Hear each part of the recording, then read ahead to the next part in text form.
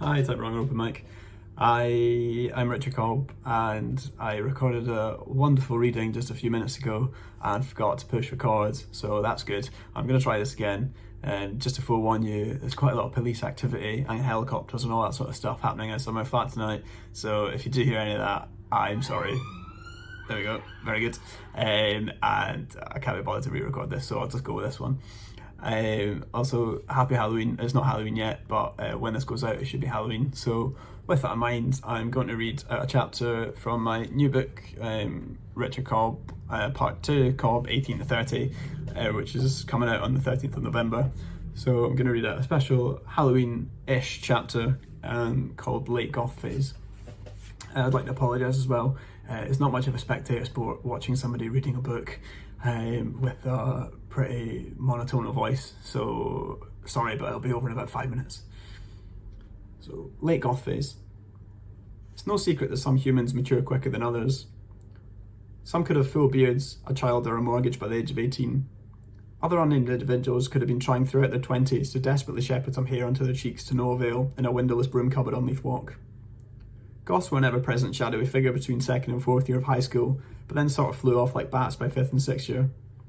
I remember one guy in school who was still very much in the L-plates phase of his goth career had written "I love satin" on his bag in permanent marker. Nobody had the heart to correct him, so his public affection for fine fabric remained on his bag alongside a Slipknot badge for the rest of the year. Contrary to my dad's occasional light-hearted jibes because I had the one Marilyn Manson song everybody liked on my iPod, I was never a goth in high school. I wore black a lot, but when your school uniform consisted of black trousers, a black jumper, black shoes and black socks, you were up against it to prove otherwise. I wasn't really invested in fashion or hanging about with crows and graveyards enough to conform to one social group, so I basically just dressed in whatever I felt comfortable with no real affiliation to a particular colour. When I was 18 at university, I was listening to bands like My Chemical Romance, Fall Out Boy, Placebo and the Horrors, many of whom had members with immaculate jet black hair, which in the hallowed pages of NME and Q looked like the business.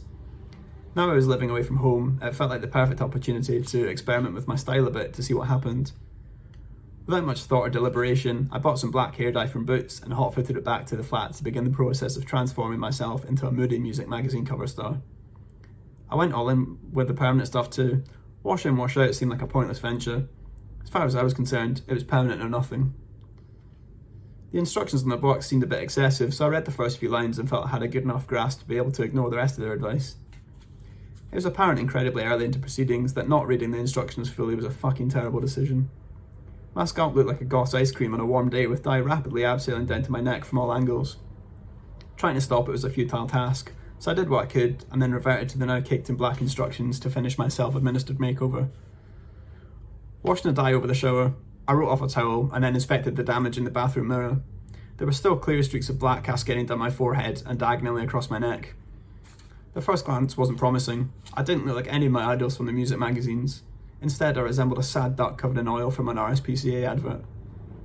I tried to wash them off again with no luck, and then messaged one of my friends to ask for some posthumous hair dyeing advice.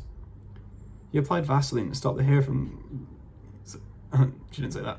You applied Vaseline to stop the dye from running, didn't you? She wrote. By the tone of her text, I could deduce that it would have been a pretty sizable mistake not applying Vaseline before dyeing my hair / bit of my face black, so of course that would be the one thing that I'd forgotten to do. Several rewashes, mild panic attacks and heavy scrubs later, the marks were mostly away, and I was left with what was rather underwhelmingly just a darker version of my hair.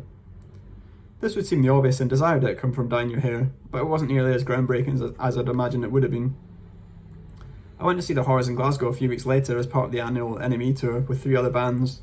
Dundee band The View were the big draw on that night, so I wanted to make it abundantly clear that whilst I quite liked The View, I was predominantly there to see the Horrors, who were probably best described as being goth rock / post-punk band back then. The band would typically all be dressed in black with drainpipe skinny jeans and big hair. I had neither skinny jeans nor big hair, so I thought I'd wear a black shirt and some black nail polish to nail my colours to the mast. Applying the nail polish to my left hand was surprisingly easy given it was my first attempt at such a procedure. Things came unstuck when I tried to paint my right hand with a less accurate left hand.